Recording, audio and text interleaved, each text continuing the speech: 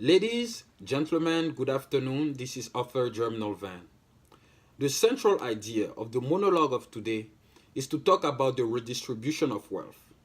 So before we actually dive into the redistribution of wealth and who should redistribute the wealth in society, we're going to talk about who creates the wealth in itself.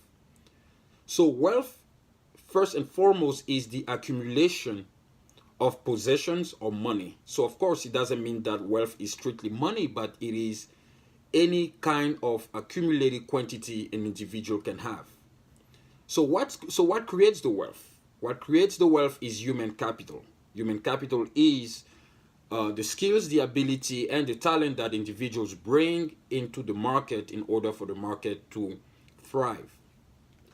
So once human capital is established in the market, then it creates employment. Employment generates income, and income generates the accumulation of wealth.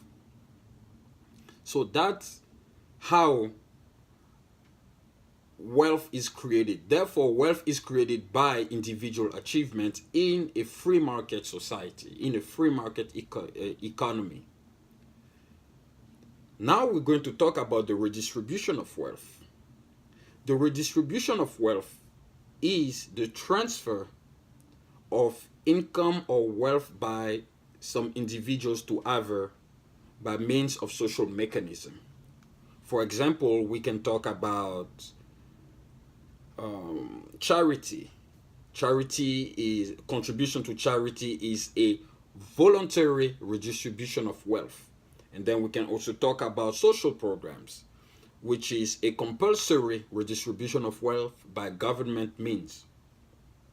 So the fundamental question here is to know whether the wealth is better redistributed by the government or by the market. So to answer that questions, I took some notes here and I'm going to elaborate on two philosophies that have dominated the 20th century. Of course, I'm going to talk about Keynesian economics and Hayekian economics. So I'm going to start with the Keynesians, the supporters of John Maynard Keynes. So Keynesians argue that the redistribution of wealth through the government stimulates the economy by fiscal expansion. So when we talk about fiscal policy, it means the use of government spending and taxation to influence the economy when the government controls the price of the goods and services it purchases. So according to Keynesian, the best way to redistribute the wealth is by the means of government to create social programs, because they believe that the creation of social programs incentivize individuals to work. Of course, this assessment has been demonstrated to be a flawed and a false assessment because it simply creates a situation of dependency, especially for those who are disadvantaged in society. So the problem with the government redistributing the wealth is that it uses coercion to ensure equality. So it means that the government has to deprive others of their freedom and their right to private property to give it to others who do not have that and who do not deserve it. They do not deserve it in the sense that not because they're bad people, but they do not deserve it in the sense that they did not participate to the productivity of society. They did not participate to the creation of wealth of society. So when the government gives monetary benefits to individuals who did not participate to the creation of wealth and to the productivity of labor, these people are incentivized to remain in a state of poverty. So the government basically raised taxes to create those social programs, as we know in those welfare programs, to benefit those who need it. But those who need it are not incentivized to leave the state of poverty because they're receiving money that they did not work for. So since they did not work for, they do not see why they should put the effort to make money that they receive without any motivation and any effort put in. So therefore, the redistribution of wealth through the government is simply coercion. It is coercion. It is compulsory redistribution. Hayekians, however, believe that the redistribution of wealth, by the way, I'm a strong Hayekian. I strongly believe in the theory of Austrian economics, or the Austrian school of economics, and I'm in favor of Hayekian economics. So Hayekians believe that the redistribution of wealth should be done by the market, and the reason why is because the government does not understand the signals of human needs. By signals of human needs, Hayek means the prices that dictate the market, and also employment. So when the wealth is redistributed, according to Hayek, by the market, it promulgates. So basically, it doesn't only promulgate, but it also equates human needs rather than having the government in charge. So the essential element of the redistribution of wealth by the market is progress. Because progress demands constant innovation.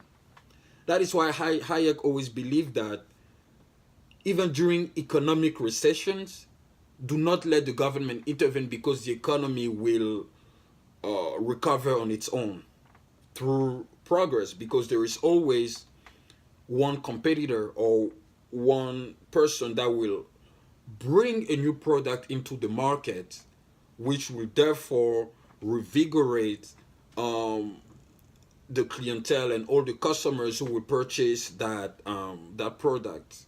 On top of that, when a new product is on the market, there is, of course, an expansion of human capital, because those who created that product brought their skills, their talent, and their ability to innovate that product or service. And of course, once that product is on the market, employment grows because people need to sell that product.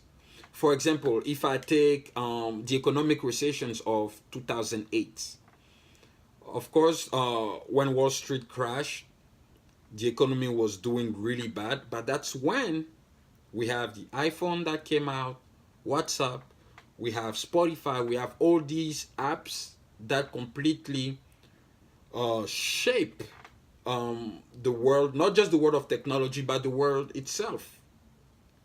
So we have new products coming on the market, so it creates a new sort of wealth.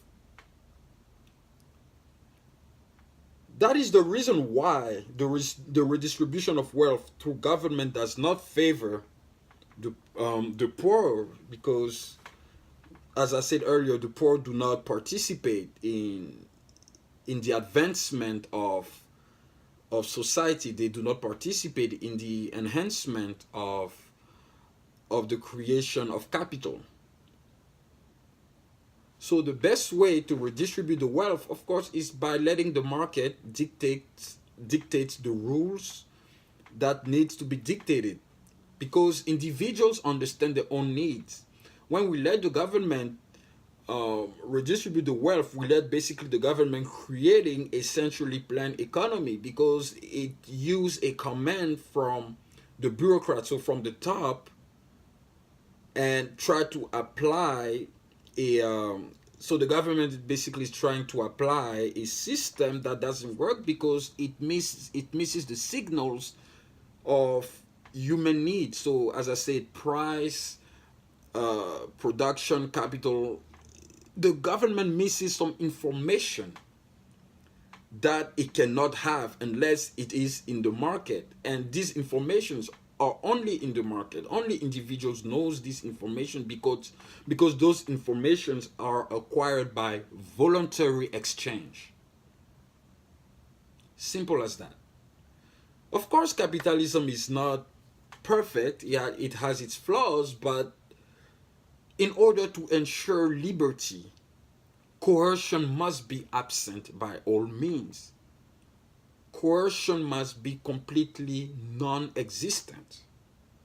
Because if we use coercion in order to redistribute the wealth in the name of equality. We create more inequality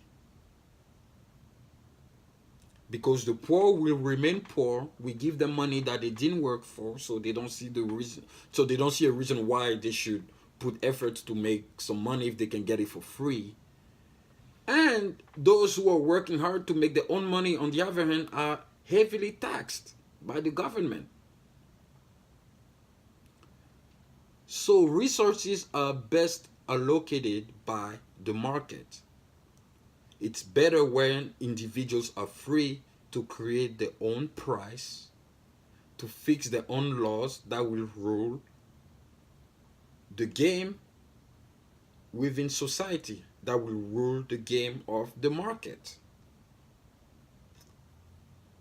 We cannot create wealth if there is a central authority to dictate how that wealth should be created.